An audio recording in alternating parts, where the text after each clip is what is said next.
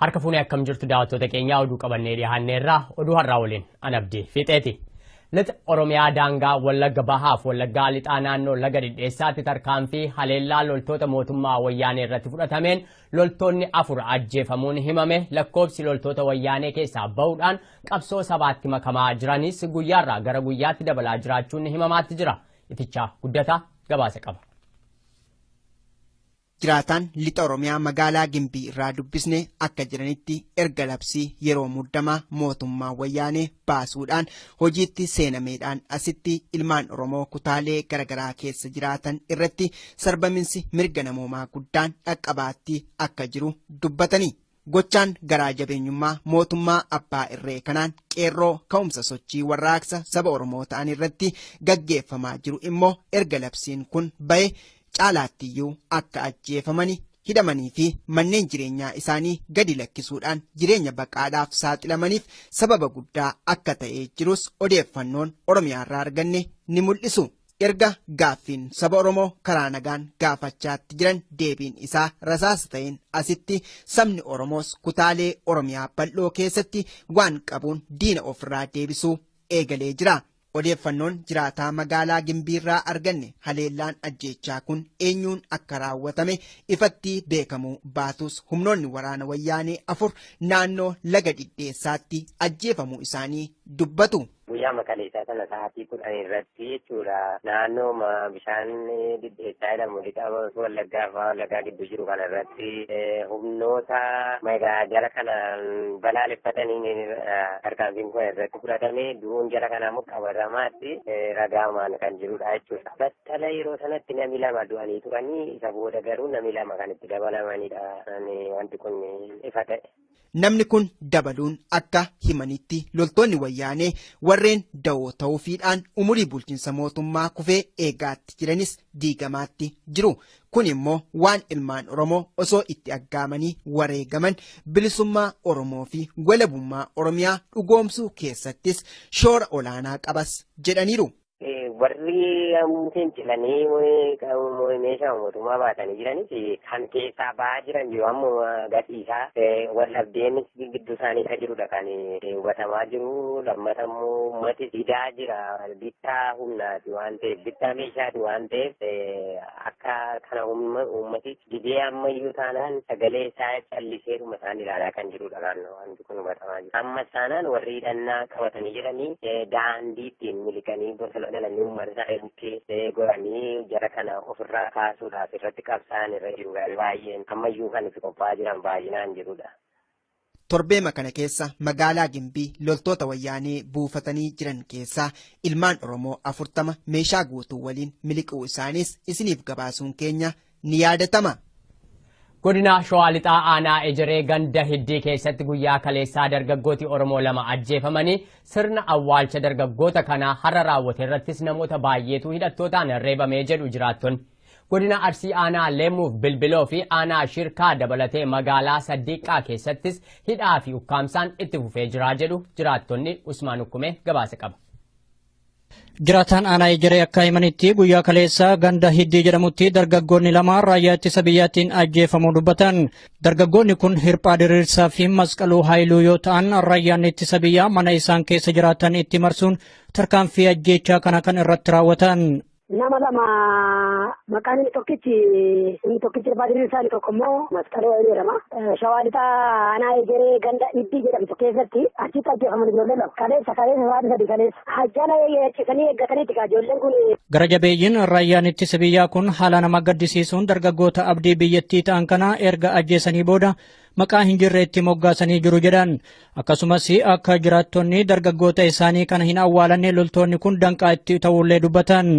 kaleessa akka nawwaalle dhoowwaniiti reeffa tokko hara lubbuun keessaa hin baane odoo lubbuudhaan iyyaa jiruuti yookaan na keessaa fixaa odoo jechaa jiruuti isaan kaasuu dhiisanii achumatti uummata irratti waamanii uummata dabaddabaati reebaa deebisanii walgahii taa'aati shiftaa qabne kunoo shiftaa qabne ajjeefnee agadanii uummata walitti qabaa turanii kun kaleessa awwaalli isaanii har'anatti fakkaate. Loltoonni kun haala gaddisiisaa ta'een tarkaanfii ajjeechaa kana erga raawwatanii booda jiraattonni hundi garaan isaanii hammaatee jira.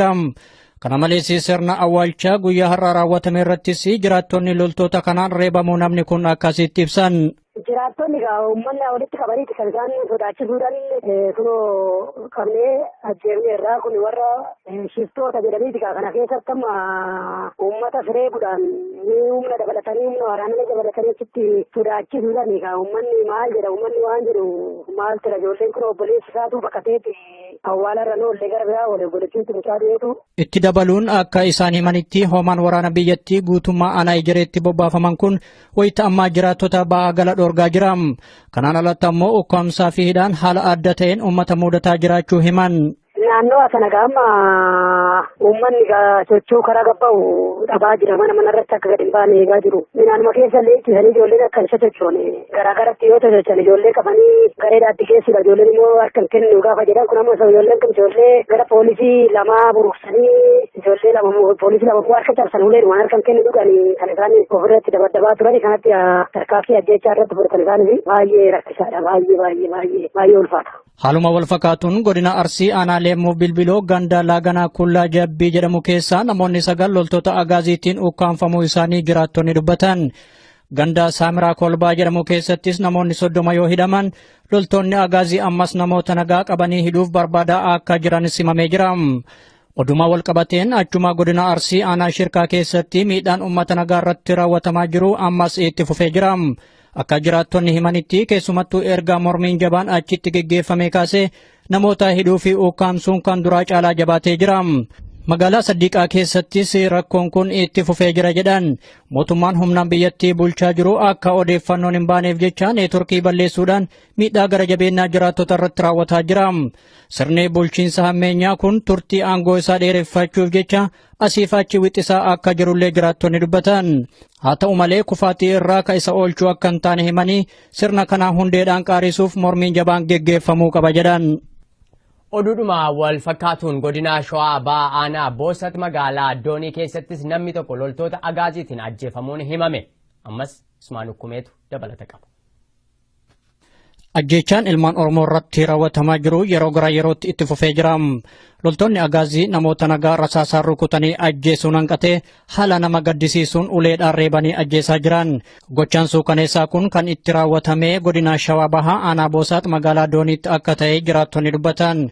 Dargaggoo Abbittii Dachaasaa dilbata darbee kana gara jabeeyyii loltootaan reebamee ajjeefamuu kan himan jiraataa aanaa Boosaat. Akka namni kun jedhanitti loltoonni agaazii dirqaman jiraattota magaalaa Doonii walitti qabanii walgahii geggeessaa osoo jiranii dargaggoon kun baadiyyaarraa gara magaalaa dhufee ture. Haa ta'u malee ka isa mudatee reebicha gaddisiisaa loltoota kanaa yoo ta'u reebicha irraa dandamachuu dadhabuun lubbuun darbee jira jedhan. Dilbata dabre magaalaa Doonii aanaa Boosat irratti magaalaa Doonii irratti nama Abbittii Dachaasaa Buttaa jedhamu shimalaan dabaddabaree ajjeesanii loltoota federaalaa walgahii guddaa ba'a jedhanii uummata mana barumsaa keessatti baasaa jiran. Ajajaan isaanii walgahii guddaa irra jira. Saraayitiin katamaa keessa deemee immoo mucaa kana namuma itti dhufan dabaddabaa jiran akka carraatti dhufanii shimalaan kalee kana dhaanii ajjeesan jechuudha. Yoo uummanni walgahii irra gara biraatiin magaalota keessatti uleen dabaddabanii deemu. Dargaggoon hegeree biyyattii ture kun yakka tokko malee haala nama gaddisiisuun reebamee erga ajjeefamee booda namoonni 200 ol ta'anis hidhamanii jiru jedhan. Namoonni fedhiidhaan ba'an jiran walgahii fedhii waan hin qabneef humnaan baasaa jiranii. Dargaggoon kun immoo karaa baadiyyaa ture magaalaa keessa seenaa gara magaalaatti maalitti itti dhufanii walgahii guddaa uummanni ta'aa jira. Isa itti dhufnaan waan biraan taane rukutanii ajjeesanii. Isaan kun waan balleessine nama sirriitti nama gaarii. Isaan irra dabree immoo uummata yoo xiqqaate gara nama 200 kan hidhamee jiru. Magaalaa Doonii gubbaa irratti yeroo ammaa namoota 200 keessaa halkan edaa konkolaataa lamaan fudhatanii deemanii halkan sa'a 7tti sanirraa kanaaf isaan sana buuteen isaanii hin beekamu. Bakki beekamu boosan geeffame hin beekamu halkan wal qixxeedha kan fudhatanii deemanii namoota gara 200 magaalaa Doonii irratti hidhame konkolaataa lamaan haga barbaadan fe'anii oofanii jedhanii garri isaan bu'an hin beekamu jechuudha hanga amma. Tarkaanfii ajjeechaa kanaan alattis namoonni biroo haala wal fakkaatuun reebamanii garmalee miidhamuu isaanii namni kun himan. Achuma aanaa boosaatti ganda collee qilxuu jedhamutti ammoo dargaggoonni hedduun ukkaanfamanii achi buuteen isaanii wallaalamee jira. Magaalaa Boofaa jedhamuttis hoomaa waraana biyyattii dirqamaan akka namoonni walga'iitti hirmaatanii mootummicha faarsan dirqisiisaa jiru jedhan. Wayita ammaa kana loltoonni kun yakka ofii isaaniitti dalagan jiraatota irratti erkisaa jiru kan jedhan namni kun kanaaf haalli jiru dararaa guddaadha. Aanaa boosattee ganda callee qilxuu jedhamtu irratti immoo dargaggoota 8 halkan kaleechaa fudhatanii jiran halkan walakkaatti namanii bakka isaan rafanitti qabanii deemanii tana buuteen hin beekamu. Haaluma sanii ganda Bofaa jedhamtu irratti immoo nama humnaan jechuudha walgahii guddaa ba'a jedhanii uummata dabarsanii reebanii haga barbaadan dhaananii magaalaa Bofaa irratti uummata guddaa egaa baasanii booda mootummaa dhiifama gaafadhaadha gocha waajjira gubateef loltoota isaanii kan dhumanii daandii cufameef dogoggorree balleessan keenya dhaatu mootummaa dhiifama gaafadhaadhaanii viidiyoodhaan waraabaa jiranii uummanni magaalaa Bofaa tokkitti mana jiru yeroo ammaatitti jechuudha badee bosonatti baqatee jira. Suurri sabasabachuu hin dandeenye dirree waraanaa fakkaatti aanaan boosatti walumaa galatti rakkoo kana hin jedhamne keessa jirti jechuudha boosuma. Akka namni kun jedhanitti yeroon ammaa kun waqtii qotee bultoonni oomisha isaanii walitti qabatan ture. Haa ta'u malee mootummaan humnaan biyyattii bulchaa jiru labsii yeroo muddamaa labsachuun jiraattota bahaa gala dhoorgaa jira. Sababa kanaaf qotee bultoonni hundi oomisha isaanii walitti qabachuu dadhabanii jiru jedhan. Waliigalatti aanaan isaanii guutumatti raayyaa ittisa biyyaatiin dhuunfatamtee jiraachuullee namni kun himan. Haalli waliigala jiru aanaa boosaa irratti baay'ee garuu Oromiyaa guutuun rakkoo irra akka jirtu beekna keenya adda ta'e wanni adda isa godhu yoo jiraate lola fulbaana 25-26 uummata magaalaa Bofaatii fi uummata magaalaa Doonii lama walii tumsanii loltoota mootummaa kanaati walitti bu'aa fulbaana 25-26 lola tureen loltoonni isaanii baay'eetu wareegaman. Kanaaf wanni isaan magaalaa Bofaaf Doonii gubbaarratti xiyyeeffatanii garmalee miidhaa jiranii jechuudha. Magaalaa Awwadaatti loltoonni agaazii ijoollee keessan dhiheessaa jechuun jiraattota hiraarsaa jiraachuun himame bal'ina oduu kanaatiif Ismaan Okkume. Magaalaa Awwadaatti rakkooleen uummata mudataa jiru haalaan jabaatee itti fufee jira. Dargaggoota kanaan dura mormii irraa qooda fudhatan dhiyeessaa jechuun loltoonni agaazii jiraattota dirqisiisuu fi hiraarsaa jiraachuu jiraattonni dubbatan. Loltoonni kun ammas mormiin biraa isaan mudachuu mala sodaa jedhuun dargaggoota magaalaa keessaa adamsanii ukkaamsuu fi hidhuu hojii taasifatanii jiran. Dargaggoonni hedduun ajjeechaa fi hidhaa jalaa qe'ee isaanii dhiisanii baqachuudhaaf ammoo dirqamanii jiru. Dargaggoota lubbuu isaaniitiif baqatan kana akka dhiyeessaniif manguddoonni magaalaa Awwadaa hiraarfamaa jiraachuu jiraata magaalattii tokko dubbatan. Awwadaa keessatti dirqiidhaan ijoollee teessan dhiyeessaa jedhanii abbootii walitti qabanii abbootii bakka baay'ee dararaa jiranii har'aas nama jiru tokko jiraata magaalaa Awwadaa tokko dirqiidhaan mucaa xiqqaa waggaa 21 dirqiin qabanii agaaziin makiinaa gubbatti darbitee kuttee amma kun ganda keessaa ijoollee teessan dhiyeessaa jedhanii dirqaa jiran bakka lubbuun nu dhuftee jirti amma. Dargaggoonni hedduun magaalaa keessaa baqatanii waan jiraniif abbootiinis haala nama gaddisiisuun loltoota agaaziitiin dararamaa jiraachuu himanii haalli kun bakka hundatti geggeeffamaa jira jedhan.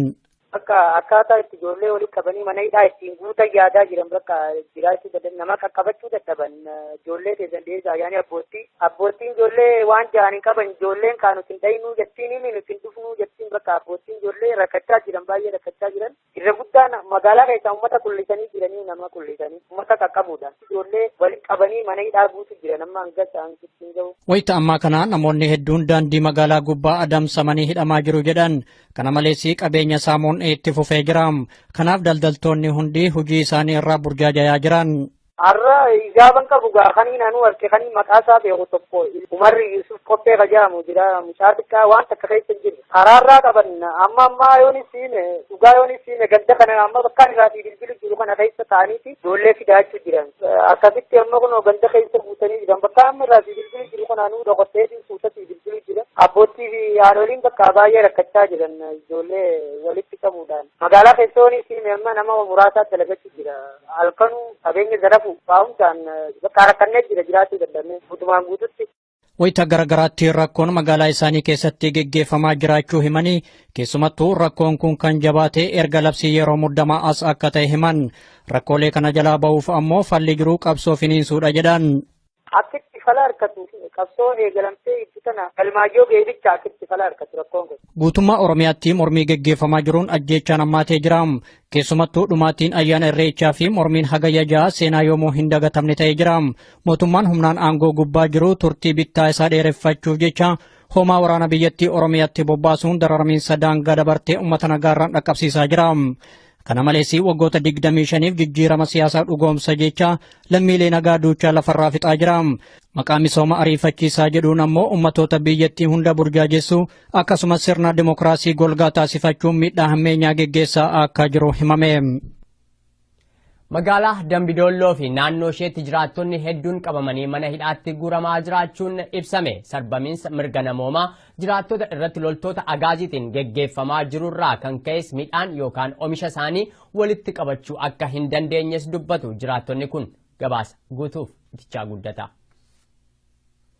Jiraattonni magaalaa Dambidolloo fi naannoo ishee warreen humnoota agaaziin qabamanii bakka hin beekamnetti geeffamanii fi kanneen ukkaanfamanii achi buuteen isaanii wallaalames hedduu akka ta'ani odeeffannoon jiraataa magaalaa Dambidolloo irraa arganne ni mul'isa. Namoonni magaalaa Dambidolloo irraa ganda Addoo, ganda Dullii, ganda Shogoo kan jedhamurraa namoota karaa harkaa fuudhamee ture. Isaaniin qabanii to'annaa jala oolchanii jiru. Isaaniin baay'ee reebicha guddaa tureen gahaa turanii ammoo baay'ee isaanii qilleensarraa fe'aniiru. Gara isaatti fe'an hin baramne. Namoonni kun dhugaa tilmaamni isaanii amma namoonni jechuu baadhee nama balamaa oli waan ta'anidha. Namoonni bakki itti hidhanii dhabamee baay'ee rakkataa turanii isaanii. Magaalaa Dambidolloo fi naannoo ishee keessatti milishoota meeshaa waraanaa hidhatanii jiran humnoonni waraanaa kunneen isinitu fedhiidhaan qeerroodhaaf hidhannoo keessan dabarsee kenne jechuudhaan sarbamiinsa guddaa irratti raawwachuu isaanis namni kun himaniiru.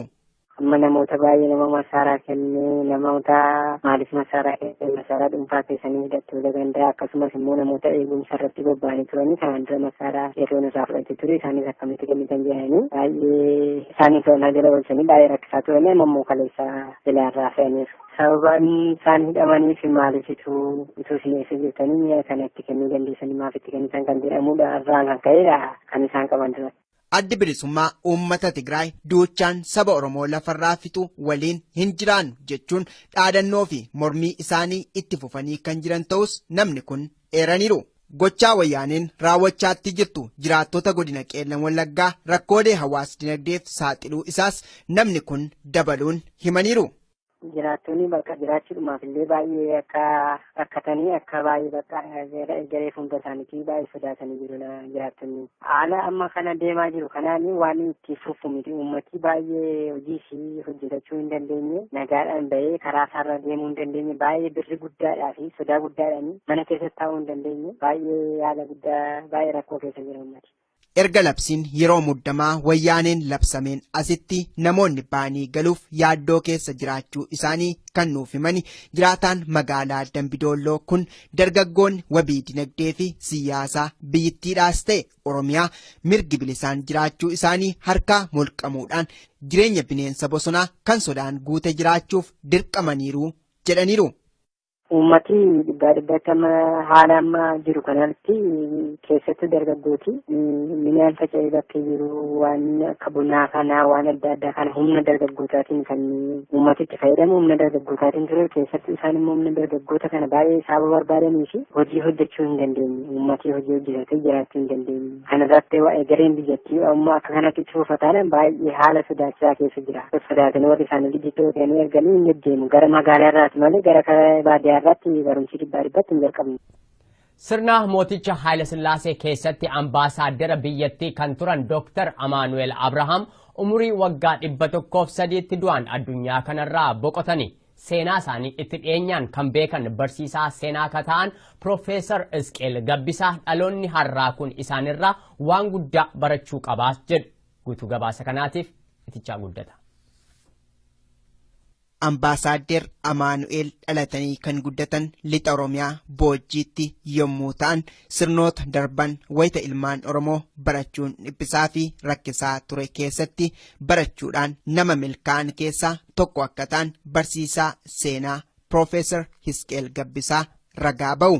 biyya Itoophiyaa keessaatii fi nama hiyyeessarraa dhalatee guddatee iddoo guddaa ga'ee uummataaf bu'aa buuse keessaati nama guddaa nama jedhaman keessaati nama tokko turani Imaanu'eel Abrahaam boojjitti dhalatanii mootummaa Haayile Sillaasee keessatti iddoo guddaa gahanii amantaa mootichaa argatanii iddoo gurguddaarra nama hojjetanii dippiloomaasii ta'anii ministeera ta'anii nama biyya Itoophiyaa kanaaf baay'ee hojjetan nama guddaa. Ambaasaadder Amaanu'eel umurii isaanii jiraatan keessatti siyaasaan qofa osoo hin taane gama amantaa kiristaanaan illee ardii Afrikaa irraa warra Luuteraan keessatti pirezidaantii isaan jalqabaa ta'uun nama tajaajilaa turanii fi waan guddaa gumaachan ta'us Piroofeesar Hisqeel dabaluun himaniiru. Karaa waldaa kiristaanaa immoo waldaa Makkaana Yesuus irratti pirezidantii ta'anii utuudhuma ministeera ta'anii jiranii yeroo dheeraaf kan hojjetanidha. Waldaa Lutheran World Federation jedhan irratti warra Afrikaa keessaati pirezidantii ta'e keessaati nama hangafa turanii nama guddaatu darbe Imaanu'eel Abrahaam nama yaadannoo guddaa taananii yaadachuudha. Hiriyaakoo Xinnaan jedhu turanillee kanaaf nama guddaa jedhama biyya sana keessaati nama tokko turanii nama dhugaa turanii nama amantii turanii nama hojii turanii nama beekumsaa turanii Imaanu'eel Abrahaam nama guddaa ture. Garuugaa uummata umurii dheeraa jiraatan. Ambaasaadder Amaanu'eel bara jireenya isaanii saba Oromoof maal buusani kan jedhuu fi sochii warraaqsa saba Oromoo bara kanaa'oo akkamitti ilaalu kan jedhuuf Piroofeesar Hisqeel akkas jedhu.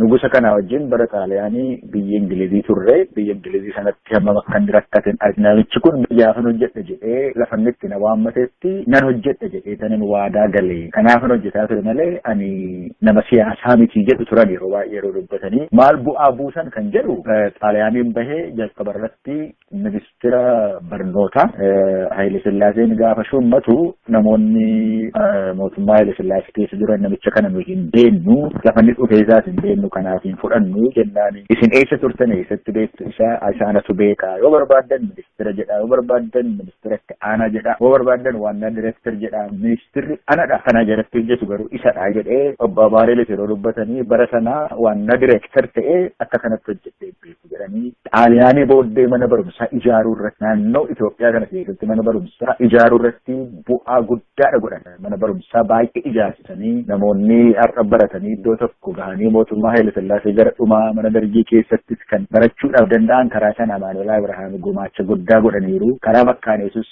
mana barumsaa Makkaana Yesuusiis waldaa Makkaana Yesuusii pirezidantiis ta'anii waldaan Makkaana Yesuusii kun karaa barnootaa mana barnootaa baay'ee babal'isuudhaan mana fayyaa eeguu kana babal'isuudhaan hojii gurguddaadha hojjetanii bu'aa isaan buusanii karaa siyaasaa utuu hin ta'in bu'aa isaan buusan karaa nama dubbadhe kallattii kanaanititi bu'aa gurguddaa biyyaa buusaniiru jedheetanii yaadan. Dhuma irrattis Piroofeesar Hisqeeliin dhaloonni har'aa manguddoo umurii waggaa dheeraa jiraachuun addunyaa kanarraa darbanirraa maal baratu isa jedhuufis ilmi namaa dhugaan dhalate waan ta'eef dhugaaf jiraachuu akka qabu waan hundumtuu ni danda'ama jedhu barsiisanii nama darbanidha. Anaaf immoo maalummaa koo fi milkaa'ina koo har'aaf nama fakkeenya naaf ta'anidha jechuunis dubbataniiru. Iddoo fagoodhaa ka'anii dadhabbii meeqaan baratanii gaafa iddoo sana gahan immoo waan baratan sana keessatti beekumsa guddaa nama argatanidha. Karaa beekumsa isaanii digirii illee yoo arganne ta'ee karaa beekumsa isaanii karaa afaan Ingilizii kana baranii kitaaba dubbisanii bu'aa barachuu irratti kan akka Amaanu'eel hin jiru. Nama baay'ee beekumsa biyya lafaa kanallee sadarkaa guddaatti kan baratanidha Amaanu'eel. Achii ka'anii immoo lafti isaan irratti hojjetin hin jiru. Yeroo tokko kaabinee waan jedhan jira. Kaabinee shuum jedhanii gorsa Haayile Sillaasee isa hangafa turan. Achii ka'anii iddoo sana gahanii ga'uudhaa fi kuni dhaloota haaraadhaaf kan inni ta'u yoo irratti hojjettan dhalootni haaraan waa hojjettan laftis hin gahuu dandeessan dhowwaa kan qabu hin jiru jechuudha ergaan tokko kan hin dabarsu. Kana malees immoo nama dhugaa turan. Mootummaa Haayile Sillaasee keessatti namni dhuunfaa mataa isaatii fi baay'eedha saammachuudhatti ture. Kana keessaa hin qabanii gaafa dargiin ministeerota Haayile Sillaasee sassaabee rashane isaaniin keessaa baase. Namichi kun nama qulqulluudha homaa hin hojjenne jedhe. Kanaaf nama qulqulluu, nama dhugaa, nama maqaa isaaniitiif of eeggatanidha. Kanaaf karaa lamaan kana irratti jabaatanii waa hojjetanii waan keessa hafan hin jiru. Lammata immoo karaa dhugaa irra deemuun karaa haqa qabu irratti deemuun seenaadhaaf gaariidha. Nama seena qabeessadha Maanu'eel Abrahaamii. Jireenyi isaanii guutummaan jireenya ergaa namaa qabudha. Ergaan isaas immoo jabaatanii hojjennaan lafa gahuudhaaf fedhan waan irraa hanqatan hin qabu kan jedhudha. Ambaasaadder Maanu'eel Abrahaam magaalaa Finfinnee keessatti kan boqotan yommuu ta'an bara jireenya isaaniittis abbaa ijoollee 4 akka turan Piroofeesar Hisqeel Gabbisaa himaniiru. Egaan daawwattoota keenya oduun har'aaf jenne kanuma gama kootiin nagaatti.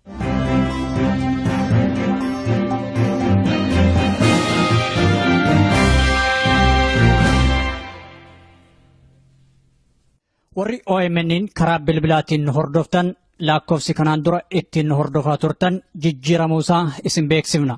Haaluma kanaan lakkoofsofni haaromni tolaan OMN ittiin dhageeffachuu dandeessan kanneen United States keessa jiraattan 641 552 5055 United Kingdom 0330 332 6333 Germany 511 090 40 47 Norway 2195 32 08 Sweden 08 403 031 94 Italy 06 899 730 19 South Africa yookaan Afrikaa Kibbaa 271 210 03 057 Australia 0280 72 5170 irratti nu dhageeffachuu dandeettan. Biyyoota birootiif lakkoofsa haaraa akkuma baafneen isin beeksifna. Galatoomaa OMN.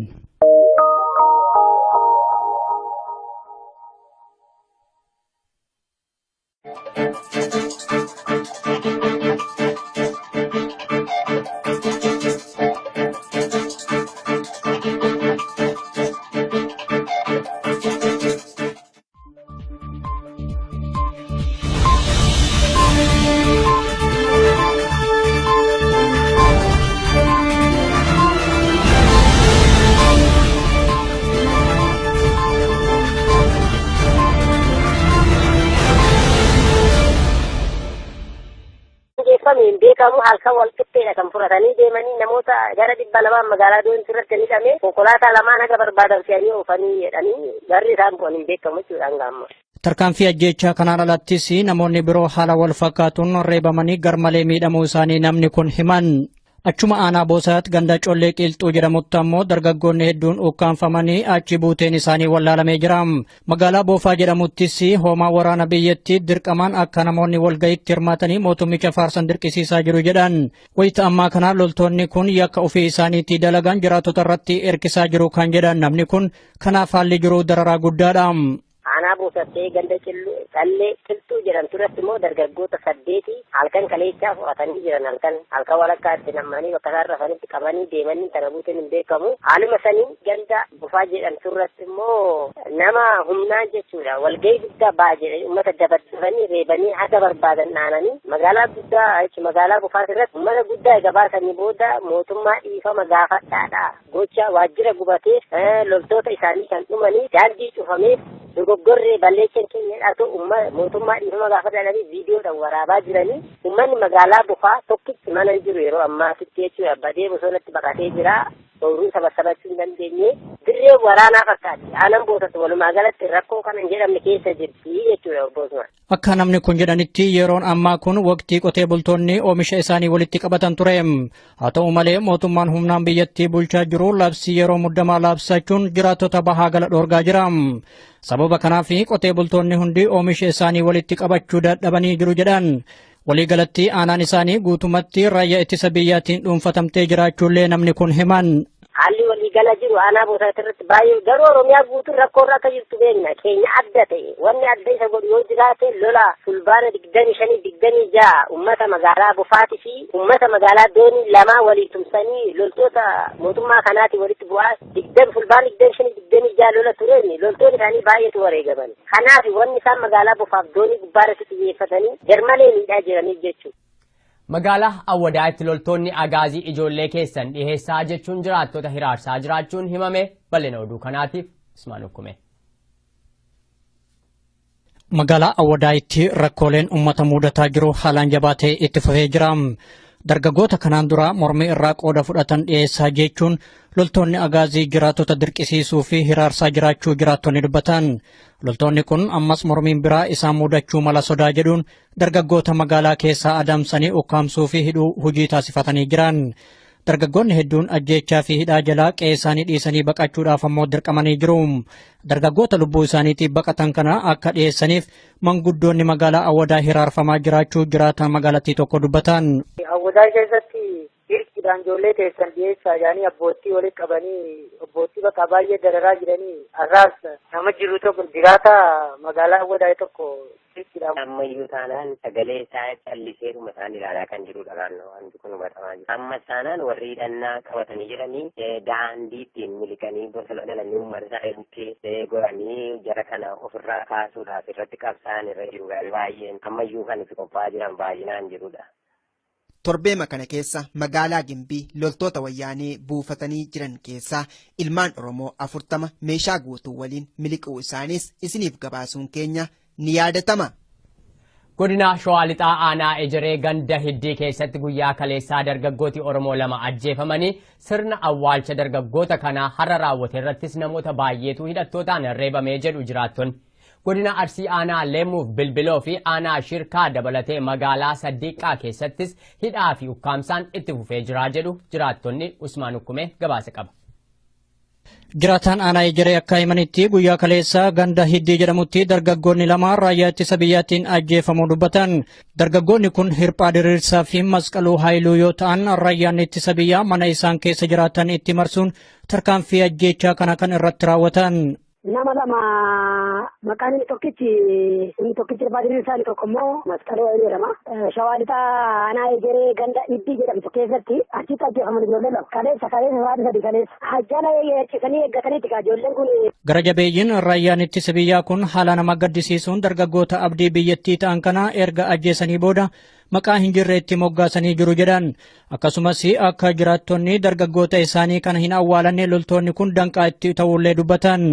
Kaleessa akka hin awwaalle dhoowwaniiti reeffa tokko haaraa lubbuun keessaa hin baane odoo lubbuudhaan iyyaa jiruuti yookaan na keessaa fixaa odoo jechaa jiruuti isaan kaasuu dhiisanii achumatti uummata irratti waamanii uummata dabaddabaati reebaa deebisanii walgahii taa'atii shiftaa qabne kunoo shiftaa qabne ajjeefnee aradanii uummata walitti qabaa turanii kun kaleessa awwaalli isaanii har'anatti fakkaate. Loltoonni kun haala gaddisiisaa ta'een tarkaanfii ajjeechaa kana erga raawwatanii booda jiraattonni hundi garaan isaanii hammaatee jira. Kana malees sirna awwaalchaa guyyaa har'aa raawwatame irrattis jiraattonni loltoota kanaan reebamuu namni kun akkasitti ibsan. Jiraattonni uummanni walitti qabaniiti kan isaan sodaachisuudhaan kunoo qabnee ajjeefne irraa kun warra shiftoota jedhaniiti kana keessatti amma uummata reebuudhaan humna dabalatanii humna waraanaa dabalatanii achitti sodaachisuudhaan uummanni maal jedha uummanni waan jedhu maal tira ijoolleen kun obboleessi isaatu baqateeti awwaala irra noollee gara biraa wal obboleettiitti mucaa dhiyeetu. Itti dabaluun akka isaan himanitti hoomaan waraana biyyattii guutummaa Aanaa Ejereetti bobbaafaman kun wayita ammaa jiraattota ba'aa gala dhorgaa jira. Kanaan alatti ammoo ukkaamsaa fi hidhaan haala adda ta'een uummata mudataa jiraachuu himan. Naannoo sana gaama uummanni sochoo karaa gabba'u dhabaa jira mana irratti akka gadi hin baane eegaa jiru. Naannuma keessa illee ittisanii ijoolleen akka isa sochoone garaagaratti yoo sochoosan ijoollee qabanii gareedhaatti keessudha ijoolleen immoo harka hin kennu gaafa jedhan kun ammoo ijoolleen kun ijoollee gara poolisii 2 buruqsanii ijoollee 2 poolisii 2 harka cabsan uleen waan harka hin kennu dhuganii kan isaan ofirratti dabaddabaa turani kanatti tarkaanfii ajjeechaa irratti fudhatan isaanii baay'ee rakkisaadha baay'ee ulfaata. Haaluma wal fakkaatuun godina Arsii Aanaa Leemuu Bilbiloo ganda Laaganaa Kullaa Jabbii jedhamu keessaa namoonni 9 loltoota agaaziitiin ukkaanfamuu isaanii jiraattonni dubbatan. Ganda Saamiraa Kolbaa jedhamu keessattis namoonni 30 yoo hidhaman loltoonni agaazii ammas namoota nagaa qabanii hidhuuf barbaadaa akka jiran simamee jira. Oduma wal qabateen achuma godina Arsii Aanaa Shirkaa keessatti miidhaan uummata nagaa irratti raawwatamaa jiru ammas itti fufee jira. Akka jiraattonni himanitti keessumattuu erga mormiin jabaan achitti geggeeffame kaasee namoota hidhuu fi ukkaamsuun kan duraa caalaa jabaatee jira. Magaalaa Saddiiqaa keessattis rakkoon kun itti fufee jira jedhan mootummaan humnaan biyyattii bulchaa jiru akka odeeffannoon hin baaneef jecha neetworkii balleessuudhaan miidhaa gara jabeenyaa jiraattota irratti raawwataa jira. Sirni bulchiinsa hammeenyaa kun turtii aangoo isaa dheereffachuuf jecha asiif achi wixxisaa akka jirullee jiraattonni dubbatan. Haa ta'u malee kufaatii irraa ka isa oolchuu akka hin taane himanii sirna kanaa hundeedhaan qaarisuuf mormiin jabaan geggeeffamuu qaba jedhan. Oduudhuma wal fakkaatuun godina Shawaa Ba'aa Aanaa Boosat magaalaa Doonii keessattis namni tokko loltoota agaaziitiin ajjeefamuun himame. Ammas Usmaan Hukkumeetu dabalata qaba. Ajjeechaan ilmaan Oromoo irratti raawwatamaa jiru yeroo gara yerootti itti fufee jira.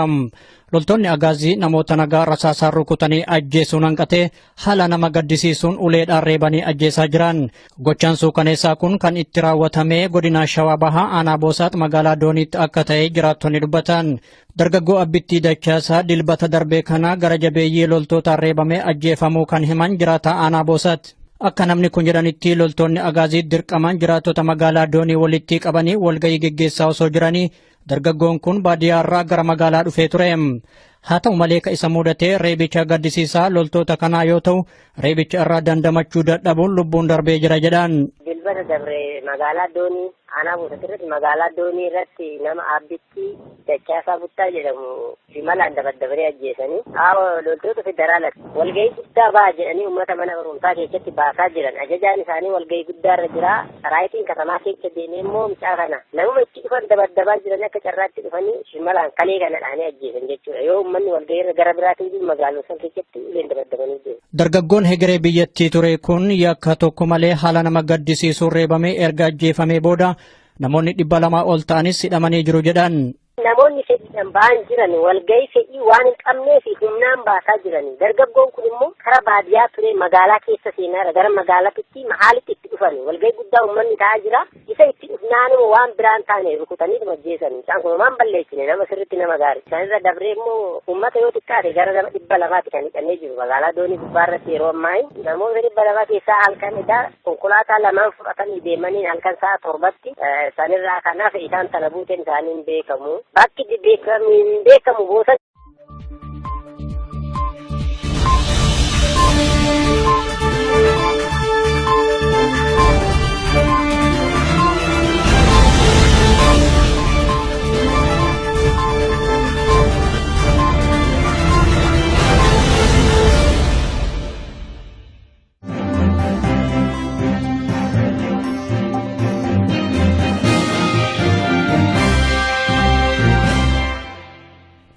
Harka fuunee akkam jirtu daawwattoota keenyaa oduu qabannee dhiyaanneerraa oduu har'aa waliin Anabdii Fiixeeti. Lixa Oromiyaa daangaa Wallagga Bahaaf Wallaggaa Lixaa naannoo Laga Didheessaatti tarkaanfii haleellaa loltoota mootummaa wayyaanee irratti fudhatameen loltoonni 4 ajjeefamuun himame. Lakkoofsi loltoota wayyaanee keessaa bahuudhaan qabsoo sabaatti makamaa jiranis guyyaarraa gara guyyaatti dabalaa jiraachuun himamaatti jira. Itichaa Guddataa gabaasa qaba. Jiraataan lixa Oromiyaa magaalaa Gimbii irraa dubbisne akka jiranitti erga labsii yeroo muddamaa mootummaa wayyaanee baasuudhaan hojiitti seenameedhaan asitti ilmaan Oromoo kutaalee garaagaraa keessa jiraatan irratti sarbaminsi mirga namoomaa guddaan dhaqqabaatti akka jiru dubbatanii. Gochaan garaa jabeenyummaa mootummaa abbaa irree kanaan qeerroo ka'umsa sochii warraaqsa saba Oromoo ta'an irratti gaggeeffamaa jiru immoo erga labsiin kun bahe caalaattiyyuu akka ajjeefamanii hidhamanii fi manneen jireenyaa isaanii gadi lakkisuudhaan jireenya baqaadhaaf saaxilamaniif sababa guddaa akka ta'ee jirus odeeffannoon Oromiyaarraa arganne ni mul'isu. Erga gaaffiin saba Oromoo karaa nagaan gaafachaatti jiran deebiin isaa rasaasa ta'een asitti sabni Oromoos kutaalee Oromiyaa bal'oo keessatti waan qabuun diina ofirraa deebisuu eegalee jira. Odeeffannoon jiraataa magaalaa Gimbiirraa arganne haleellaan ajjeechaa kun eenyuun akka raawwatame ifatti beekamuu baatus humnoonni waraana wayyaanee 4 naannoo Laga Didheessaatti ajjeefamuu isaanii dubbatu. Guyyaa makaleessaa sana sa'aatii 10 irratti jechuudha naannoo bishaan Didheessaa jedhamu lixa Wallaggaa gidduu jiru kana irratti humnoota jara kanaan balaaleffatanii tarkaanfiin kun irratti fudhatame du'uun jara kanaa muqqabaramaatti ragaamaan kan jirudha jechuudha. Battala yeroo sanatti namni 2 du'anii turanii isa booda garuu namni 2 kan itti dabalamanidha wanti kun ifa ta'e. Namni kun dabaluun akka himanitti loltoonni wayyaanee warreen da'oo ta'uufiidhaan umurii bulchiinsa mootummaa kufee eegaatti jiranis diigamaatti jiru. Kun immoo waan ilmaan Oromoo osoo itti aggaamanii wareegaman bilisummaa Oromoo fi walabummaa Oromiyaa dhugoomsuu keessattis shoora olaanaa qabas jedhaniiru. Warri fincilanii meeshaa mootummaa baatanii jiranis kan keessaa ba'aa jiran yoo ammoo gadhiisaa wallabdeenis gidduu isaanii kan jirudha kan hubatamaa jiru. Lammata immoo uummati didaa jira bittaa humnaati waan ta'eef bittaa meeshaati waan ta'eef akka kana uummati didee. Mucaa xiqqaa waggaa 21 dirqiin qabanii agaaziin makiinaa gubbatti darbitee kuttee amma kun ganda keessaa ijoollee teessan dhiyeessaa jiranii dirqaa jiran nuti dirqaa jiran bakka lubbuun Dargaggoonni hedduun magaalaa keessaa baqatanii waan jiraniif abbootiinis haala nama gaddisiisuun loltoota agaaziitiin dararamaa jiraachuu himanii haalli kun bakka hundatti geggeeffamaa jira jedhan. Akkaataa itti ijoollee walitti qabanii mana hidhaa ittiin guutan yaadaa jiran bakka jiraachuu dadhaban nama qaqqabachuu dadhaban ijoollee teessan dhiyeessaa yaani abbootiin ijoollee waan ja'an hin qaban ijoolleen kaan nuti hin dhayinuu jettiin nuti hin dhufnuu jettiin bakka abbootiin ijoollee rakkachaa jiran baay'ee rakkachaa jiran irra guddaan magaalaa keessaa uummata qullisanii jiranii nama qullisanii uummata qaqqabuudhaan ijoollee walitti qabanii mana hidhaa guutu jiran amma hanga isaan ittiin gahu. Wayita ammaa kana namoonni hedduun daandii magaalaa gubbaa adamsamanii hidhamaa jiru jedhan kana malees qabeenya saamuun itti fufee jira. Kanaaf daldaltoonni hundi hojii isaanii irraa burjaajayaa jiran. Har'a ijaaban qabu gaafanii naannoo harkee kan maqaa isaa beeku tokko Umarri Yusuf Koppee jedhamu jira mucaa xiqqaa waan takka keessa jiru. Karaarraa qaban amma yoonis dhugaa yoonis ganda kana amma bakka irraatii bilbilu jiru kana keessa ta'aniiti ijoollee fidaachuu jiran. Akkasitti amma kun ganda keessa buutanii jiran bakka amma irraatii bilbilu jiru kanaanuu dhokotee fuutatti bilbilu jira. Abbootii fi haadholiin bakka baay'ee rakkachaa jiran ijoollee walitti qabuudhaan. Magaalaa keessoonis amma nama muraasaa dalagachuu jira. Halkanuu qabeenya zarafu baa'umsaan bakka rakkannee jira jiraachuu danda'ame guutumaan guututti. Wayita garagaraatti rakkoon magaalaa isaanii keessatti geggeeffamaa jiraachuu himanii keessumattuu rakkoon kun kan jabaate erga labsii yeroo muddamaa as akka ta'e himan rakkoolee kana jalaa ba'uuf ammoo falli jiru qabsoo finiinsuudha jedhan. Akkitti fala harkatu qabsoo eegalamtee itti tana galmaajoo geedicha akkitti fala harkatu rakkoon kun. Guutummaa Oromiyaatti mormii geggeeffamaa jiruun ajjeechaan hammaatee jira. Keessumattuu dhumaatiin ayyaana irreechaa fi mormiin hagayya ja'a seenaa yoomuu hin dagatamne ta'ee jira. Mootummaan humnaan aangoo gubbaa jiru turtii bittaa isaa dheereffachuuf jecha hoomaa waraana biyyattii Oromiyaatti bobbaasuun dararamiinsa daangaa dabartee uummata nagaarraan dhaqqabsiisaa jira. Kana malees waggoota 25f jijjiirama siyaasaa dhugoomsa jecha lammiilee nagaa duuchaa lafarraa fixaa jira. Maqaa misooma ariifachiisaa jedhuun ammoo ummatoota biyyattii hunda burjaajessu akkasumas sirna dimokiraasii golgaa taasifachuun miidhaa hammeenyaa geggeessaa akka jiru himame. Magaalaa Dambidolloo fi naannoo isheetti jiraattonni hedduun qabamanii mana hidhaatti guuramaa jiraachuun ibsame. Sarbamiinsa mirga namoomaa jiraattota irratti loltoota agaaziitiin geggeeffamaa jirurraa kan ka'es midhaan yookaan oomisha isaanii walitti qabachuu akka hin dandeenyes dubbatu jiraattonni kun gabaasa guutuuf itichaa guddata. Jiraattonni magaalaa Dambidolloo fi naannoo ishee warreen humnoota agaaziin qabamanii bakka hin beekamnetti geeffamanii fi kanneen ukkaanfamanii achi buuteen isaanii wallaalames hedduu akka ta'ani odeeffannoon jiraataa magaalaa Dambidolloo irraa arganne ni mul'isa. Namoonni magaalaa Dambidolloo irraa ganda Addoo, ganda Dullii, ganda Shogoo kan jedhamurraa namoota karaa harkaa fuudhamee ture. Isaaniin qabanii to'annaa jala oolchanii jiru. Isaaniin baay'ee